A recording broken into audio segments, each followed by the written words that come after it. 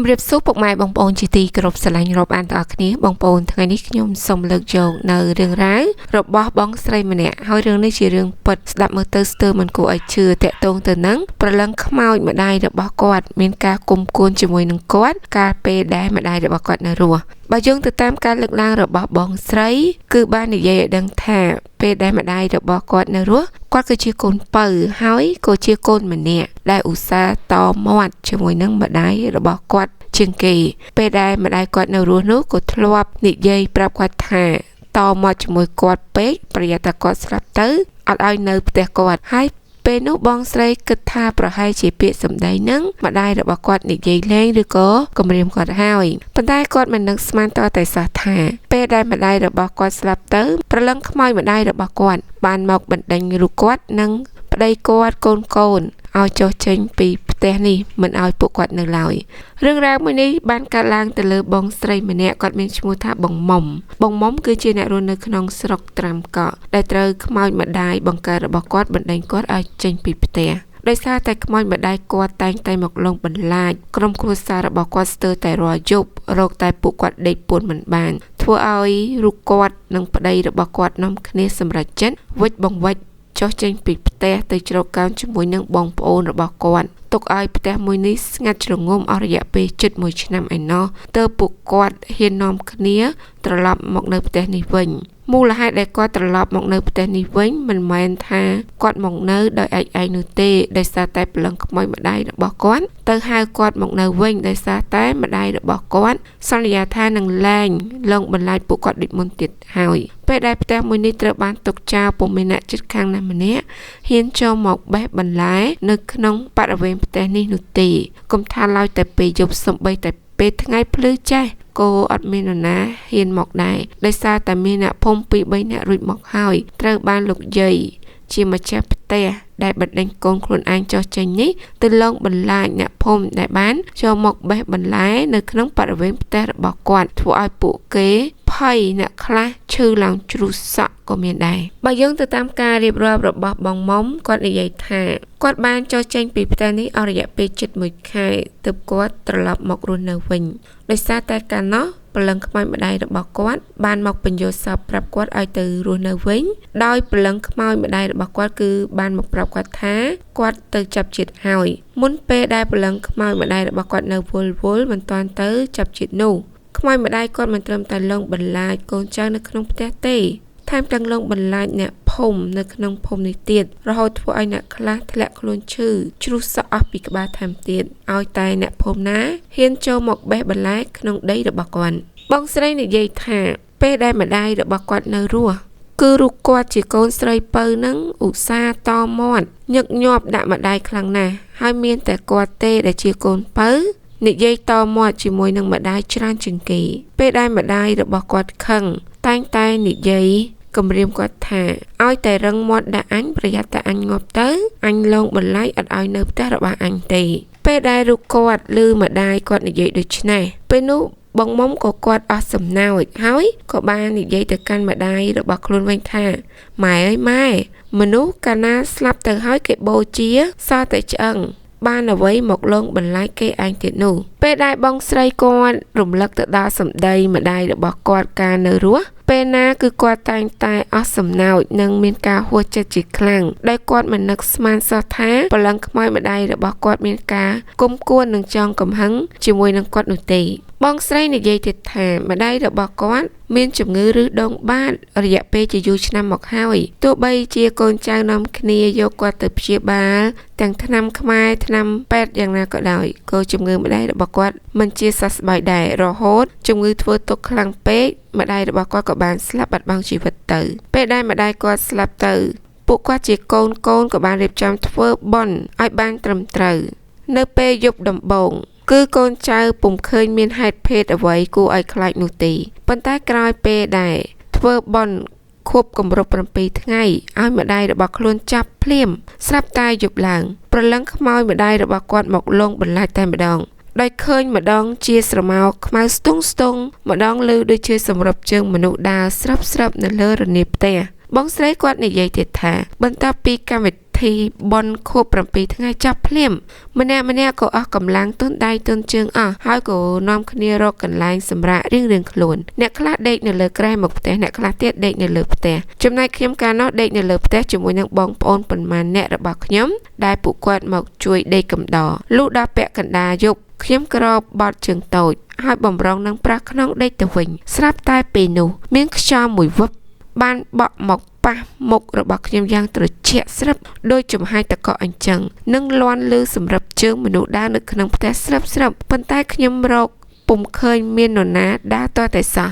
ក្រោយពេលដែលខ្ញុំលែងលឺសម្រាប់ជើងមនុស្សដើរស្រាប់តែរំពេចនោះជើងមុងរបស់ខ្ញុំក៏កម្រើកឡើងដូចជាមាននរណាម្នាក់មកប៉ាងមុងចូលអញ្ចឹងលុះដល់ខ្ញុំបើកភ្នែកសម្លឹងមើលខ្ញុំស្ទើរតែកាំងបេះដូងទៅហើយព្រោះពេលនោះខ្ញុំបានឃើញស្រមោលខ្មៅស្ទង់កំពុងតែនៅក្រៅមុងរបស់ខ្ញុំដោយខ្ញុំភ័យពេកក៏ស្រែកមួយវាស់យ៉ាងខ្លាំងដោយខ្ញុំនិយាយថាខ្មោចម៉ែខ្ញុំមកលងខ្ញុំហើយដោយសារតែខ្ញុំស្រែកខ្លាំងបែបនេះហើយក៏បានធ្វើឲ្យមនុស្សនៅក្នុងផ្ទះនាំគ្នាភ្ញាក់ផ្អើលជាខ្លាំងបងស្រីនិយាយទៅថានៅក្នុងយប់ដំបូងខ្មោចម្ដាយខ្ញុំលងបន្លាចតែខ្ញុំម្នាក់ទេតែចូលដល់យប់ទី2ខ្មោចម្ដាយខ្ញុំគឺបានមកលងប្តីខ្ញុំវិញម្ដងនៅក្នុងយប់ទី2ដែលខ្មោចម្ដាយរបស់ខ្ញុំមកលងប្តីខ្ញុំនោះគឺពេលនោះប្តីខ្ញុំកំពុងតែដេកនៅលើក្រែមុខផ្ទះជាមួយនឹងសាច់ញាតិដែលពួកគេមកដេកកំដរ2នាក់ស្រាប់តែរំពេចនោះបាតជើងរបស់ប្តីខ្ញុំគឺគាត់រមាស់ជាខ្លាំងដូចជាមាននរណាម្នាក់កំពុងតែមកកេះបាតជើងគាត់អញ្ចឹង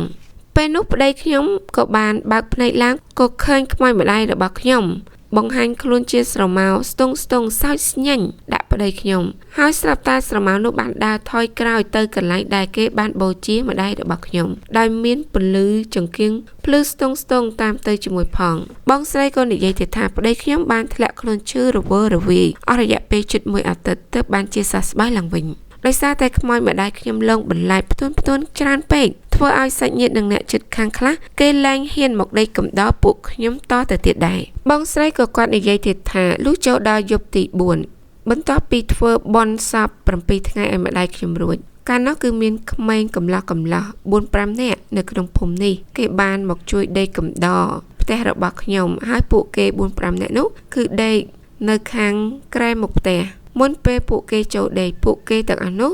បាននាំគ្នាផឹកស្រាសកម្ដៅអារម្មណ៍កុំឲ្យមានការភ័យខ្លាចនៅក្នុងចំណោមពួកគេ 4-5 នាក់នោះអ្នកខ្លះបាននិយាយឡើងក្លាហានថាខ្លាចអីប្រឡឹងខ្មោចយាយនោះគាត់ពុំហ៊ានមកលងបន្លាចពួកយើងជាក្មេងទេពេលនោះពួកគេនាំគ្នាសើចកិលហើយអ្នកខ្លះទៀតបាននិយាយបន្តតាមពីក្រោយថាប្រសិនបើខ្មោចយាយមកលងបន្លាចបង្ហាញខ្លួនជាស្រីក្រមុំដ៏ស្រស់ស្អាតមកដេករួមកាយជាមួយនឹងពួកគេវិញនោះមិនដឹងជាសុខស្រួលយ៉ាងណានោះទេលុះដល់ពេលពួកគេផឹកស៊ីហើយក៏ស្រវឹងនាំគ្នាទៅដេកអស់ស្រាប់តែក្មេងៗកំឡោះ 4-5 នាក់ទាំងអស់នោះបានប្រែខ្លួនរនាទៅវិញទៅមកអ្នកខ្លះក៏បានធ្លាក់ពីលើក្រែហើយអ្នកខ្លះទៀតបានដេកអោបគ្នានៅលើក្រែបំរាស់ចុះបំរាស់ឡើងរហូតឡើងធ្លាក់ពីលើក្រែទើបពួកគេដឹងខ្លួនឡើងវិញបងស្រីក៏គាត់និយាយថាក្មេងៗ 4-5 នាក់នោះគេនិយាយប្រាប់ពួកខ្ញុំថាពេលដែលពួកគេកំពុងតែដេកនោះពួកគេគឺយល់សោកឃើញបានដេកអោបស្រីស្អាតដ៏ស្រស់ស្អាតរៀងខ្លួនម្នាក់មួយលុះពេលដែលគេដឹងខ្លួនឡើងការពិតគឺពួកគេយល់សោកសោះដែលឡាយស្ត្រីម្នាក់ដែលជាអ្នករស់នៅក្នុងភូមិក្បែរផ្ទះបងស្រីមុំនេះគាត់និយាយឲ្យដឹងថាខ្ញុំពិតជាមានការឆ្ងល់ខ្លាំងណាស់ពេលដែលលោកយាយគាត់នៅរស់គាត់មានចរិតស្លូតបូតទេគាត់ឧស្សាហ៍ទៅវត្តទៅវាជារៀងរាល់ថ្ងៃសិលមិនដែលសើខានឡើយប៉ុន្តែដល់ពេលដែលគាត់ស្លាប់ទៅបាត់ហេតុអ្វីបានជាគាត់คล้ายទៅជាព្រលឹងខ្មោចដែលបានមកលងបន្លាចកូនចៅឬក៏អ្នកនៅក្នុងភូមិយ៉ាងដូចនេះទៅវិញស្ត្រីខាងលើក៏ធ្លាប់ត្រូវបានព្រលឹងខ្មោចលោកយាយលងបន្លាចរូបគាត់ដែររហូតធ្វើឲ្យគាត់រត់ចំពប់ជើងដួសក្រិចជើងឈឺអស់រយៈពេល 4-5 ថ្ងៃឯណោះដោយរូបគាត់បាននិយាយថាក្រោយពេលដែលលោកយាយស្លាប់ទៅបានប្រមាណជា10ថ្ងៃពេលនោះគាត់កំពុងតែដេកនៅលើផ្ទះស្រាប់តែឮស្នូរដូចជាមានមនុស្សដងទឹកចាក់ចូលទៅក្នុងពាងរបស់គាត់ពេលនោះរូបគាត់ក៏បានចុះពីលើផ្ទះបំរុងដើរទៅមើលពាងទឹកនៅខាងលិចផ្ទះរបស់គាត់ពេលដែលគាត់ចុះមកដល់ដីសម្លឹងពីចម្ងាយមើលទៅពាងទឹកក៏ឃើញស្រមោលមនុស្សស្ទង់ហើយពេលនោះគាត់ក៏បាន ដើរទៅមុខបាន3-4ជំហានស្រាប់តែស្រមោលខ្មៅស្ទង់នោះក៏បានប្រែក្លាយទៅជាភ្លើងក្រហមប៉ិនដងទុំហោះវឹបតែម្ដងដូច្នេះហើយទើបគាត់ជឿជាក់ថាគឺគាត់ត្រូវខ្មោចលងដោយក្នុងនោះមានស្ត្រីម្នាក់ទៀតគាត់មានឈ្មោះថាមីងខេនដោយគាត់បាននិយាយថារូបគាត់ក៏ធ្លាប់ត្រូវខ្មោចលោកយាយខាងលើលងបន្លាចគាត់ដែរដែលមានយប់មួយនោះគាត់កំពុងតែអង្គុយបុកស្លាម្លូហូបនៅលើផ្ទះស្រាប់តែគាត់ឮសំឡេងនិយាយល្វើយពីក្រោយខ្នងមកកាន់គាត់ថាមីខ្វៃណាបុកស្លាម្លូឲ្យច្រើនទៅអញស៊ីផងគ្រាន់តែមីងខេនគាត់ឮសំឡេងនោះភ្លាមគាត់ព្រឺក្បាលសំពងទៅហើយព្រោះគាត់ចាំសំឡេងនេះច្បាស់ថាសំឡេងនេះគឺជាសំឡេងខ្មោចរបស់លោកយាយពិតប្រាកដណាស់ដែលឡាយបងស្រីមុំដែលត្រូវបានប្រឡឹងខ្មោចម្ដាយបណ្ដេញគាត់ឲ្យចុះចេញពីផ្ទះទៅរស់នៅជាមួយនឹងបងប្អូនគាត់បានជិត1ឆ្នាំនោះបងស្រីក៏គាត់និយាយទៀតថាដោយសារតែការរស់នៅជុំគ្នាជាមួយនឹងបងប្អូនរបស់គាត់ពិបាកខ្លាំងពេកគាត់ក៏ដាច់ចិត្តមករស់នៅផ្ទះនេះវិញប៉ុន្តែមុនពេលដែលគាត់មករស់នៅផ្ទះម្ដាយរបស់គាត់នេះគឺគាត់បានរៀបចំសែនក្បាលជ្រូកឲ្យធូបនិយាយបែបបន់សុំខមាទោសដល់ព្រលឹងខ្មោចម្ដាយរបស់គាត់ដោយម្ដាយរបស់គាត់នៅរស់គឺរូបគាត់ឧស្សាហ៍តមាត់ដាក់ម្ដាយរបស់គាត់ពេកដូច្នេះហើយគាត់ក៏បានរៀបចំសែនក្បាលជ្រូកនិងនិយាយបែបបន់សុំខមាទោសដល់ព្រលឹងម្ដាយរបស់គាត់ឲ្យអហោសកម្មឲ្យគាត់កុំប្រកាន់ខឹងចំពោះរូបគាត់ទៀតអីក្រោយពេលដែលបងស្រីគាត់ធ្វើពិធីសុំខមាទោសរួចរំលងបាន 2-3 ថ្ងៃក្រោយមកនៅក្នុងយប់នោះស្រាប់តែគាត់បានយល់សប្តិឃើញព្រលឹងខ្មោចម្ដាយរបស់គាត់មកបង្ហាញខ្លួនប្រាប់ឲ្យគាត់នេះត្រឡប់ទៅនៅផ្ទះចាស់វិញទៅគាត់លែងមកលងបន្លាចដូចមុនទៀតហើយព្រោះថាគាត់ចិត្តទៅចាប់ជាតិថ្មីហើយតែមុននឹងចូលទៅនៅផ្ទះនោះរូបគាត់និងប្តីរបស់គាត់ក៏បាននិមន្តលោកសង្ឃក៏បានធ្វើពិធីបាំងស្គរឧទ្ទិសមគ្គផលកុសលផលបុណ្យដល់វិញ្ញាណក្ខន្ធឲ្យម្ដាយរបស់គាត់ផងដែរហើយគាត់ក៏បានសុំការអនុញ្ញាតពីព្រលឹងម្ដាយរបស់គាត់ចូលមកនៅផ្ទះចាស់នេះវិញចាប់តាំងពីគាត់បានរៀបចំធ្វើពិធីហើយនឹងយល់សប្តិឃើញថាម្ដាយរបស់គាត់អនុញ្ញាតឲ្យគាត់មកនៅផ្ទះនេះវិញមកពេលដែលគាត់ត្រឡប់មកនៅវិញគឺឃើញថារស់នៅបានសេចក្តីសុខមិនឃើញព្រលឹងខ្មោចម្ដាយរបស់គាត់មកលងរូបគាត់ដូចមុនទៀតឡើយចាពុកម៉ែបងប្អូនអ្នកស្ដាប់នេះគឺជារឿងរ៉ាវតាក់ទងទៅនឹងព្រលឹងខ្មោចម្ដាយខឹងកូនស្រីដែលកាលនៅរស់កូនស្រីតមាត់ជាមួយនឹងគាត់ខ្លាំងពេកលុះពេលដែលម្ដាយស្លាប់ទៅក៏មានការគុំគួនហើយក៏មកលងបន្លាចបណ្ដេញកូនស្រីចុះចេញពីផ្ទះរហូតធ្វើឲ្យកូនស្រីទ្រាំមិនបានក៏ដាច់ចិត្តទៅនៅជាមួយនឹងបងប្អូនក៏បានទុកផ្ទះនេះចោលអស់រយៈពេលជិត1ឆ្នាំឯណោះតើតែព្រលឹងខ្មោចម្ដាយរបស់គាត់ទៅបញ្យល់សពប្រាប់គាត់ឲ្យមកនៅជាមួយវិញដោយសារតែម្ដាយរបស់គាត់គឺដល់ពេលវេលាត្រូវចាប់កំណើតជាថ្មីហើយមុនពេលដែលគាត់ចូលមកនៅផ្ទះចាស់នេះវិញគាត់ក៏បានធ្វើពិធីសូត្រមន្តហើយនឹងសុំខមាទោសដល់ម្ដាយរបស់គាត់ដែរហើយពេលដែលគាត់មកនៅសាជាថ្មីនេះគឺឃើញថាបានរស់នៅបានសេចក្តីសុខអត់ឃើញព្រលឹងខ្មោចម្ដាយរបស់គាត់មករំខានឬក៏លងបន្លាចអុកឡុកគាត់ដូចមុនទៀតនោះដែរចាពុកម៉ែបងប្អូនអ្នកស្ដាប់សម្រាប់រឿងរ៉ាវនៅក្នុងថ្ងៃនេះគឺមានតែប៉ុណ្្នឹងទេអរគុណដល់បងប្អូនដែលបានស្ដាប់រឿងនេះតាំងពីដើមរហូតដល់ចប់ជួបជាមួយនឹងខ្ញុំនៅរឿងរ៉ាវក្រោយៗបន្តទៀត